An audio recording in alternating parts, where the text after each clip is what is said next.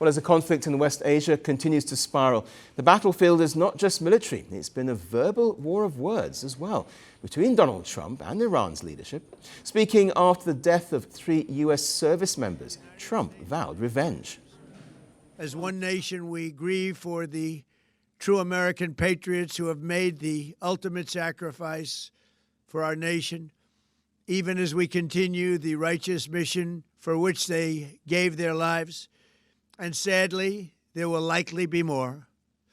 Before it ends, that's the way it is. But America will avenge their deaths and deliver the most punishing blow to the terrorists who have waged war against basically civilization.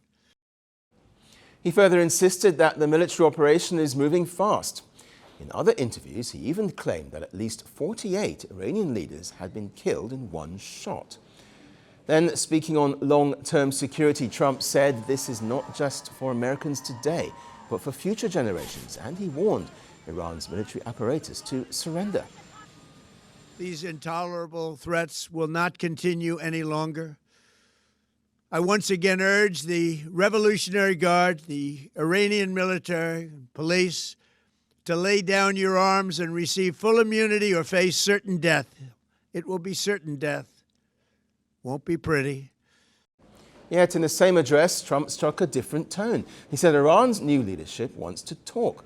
They should have done it sooner, he said, adding that he has agreed to future discussions, but Tehran is not buying it, especially after joint US-Israeli strikes killed Iran's supreme leader, Ali Khamenei, in Tehran. So, Iran hit back. Iran's security chief, Ali Larijani, directly challenged Trump's claims. Iran will not negotiate with the United States, he wrote on X. He accused Trump of dragging the region into chaos with delusional fantasies and suggested Washington is scared of mounting troop losses.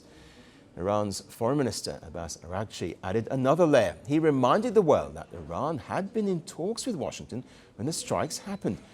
This was the second time diplomacy was underway, he said, and again it ended with bombs. He described Iran's response as self-defense. It happened exactly the same last June. We had another experience. We negotiated with them together with other members of P5+1, and we concluded a deal in 2015, and it was the US who withdrew with no justification, with no reason. And Iran remained committed to that deal as long as it was in place. So nobody can question Iran's good faith and readiness for diplomacy, for talks. Inside Iran, the leadership picture is shifting, with Khamenei gone. A temporary council, including senior cleric Ayatollah Ali Reza Arafi and President Masoud Pezeshkian, is steering the country through the transition.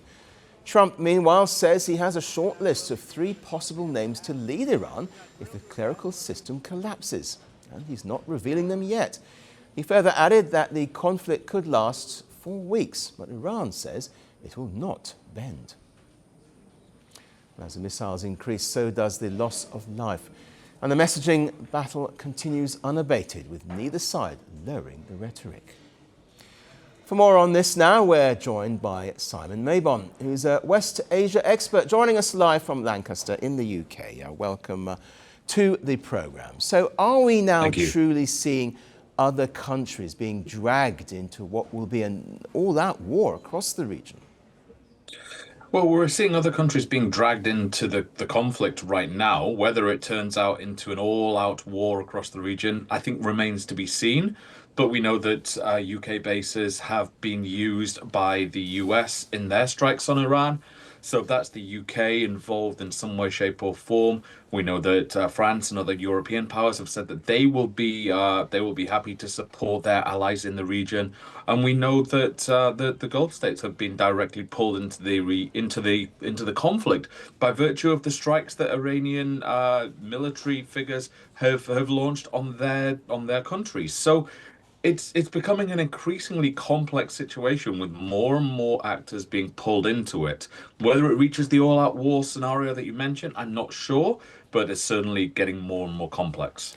And of course, all lives lost are a tragedy. But does the American public and Donald Trump have the stomach for a prolonged war with US casualties?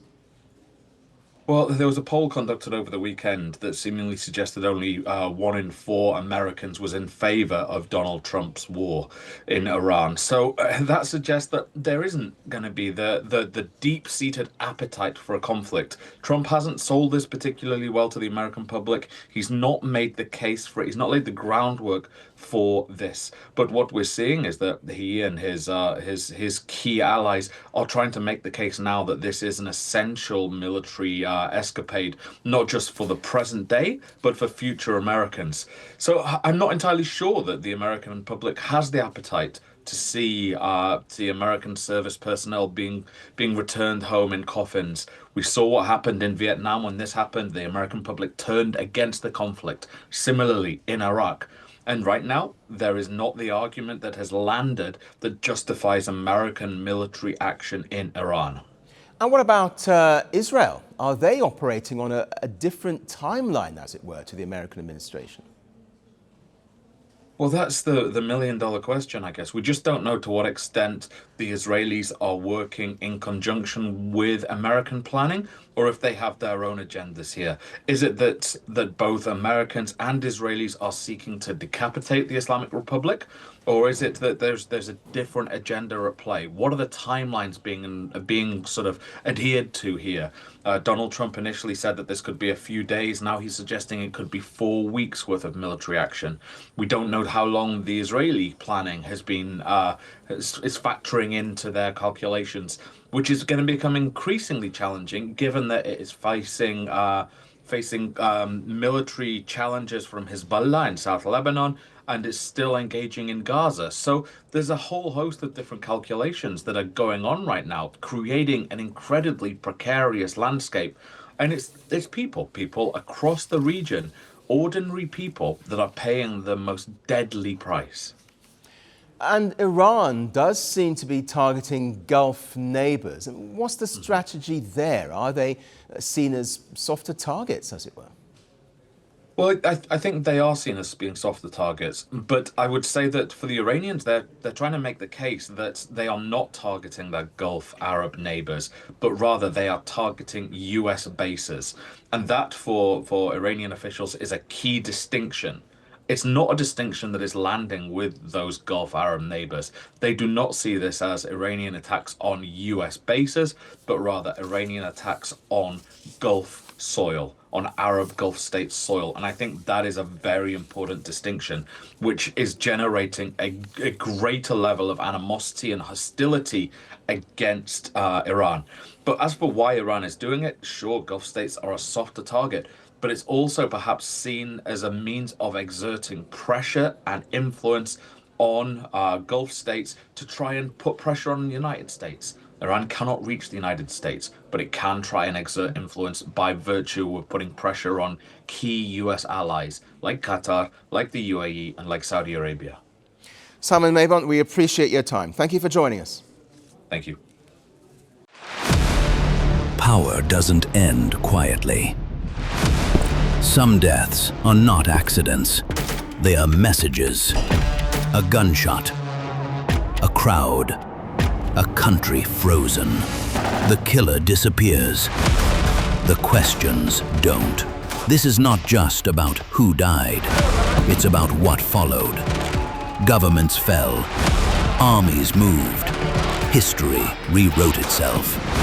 5 leaders. 5 moments. One pattern. The assassination.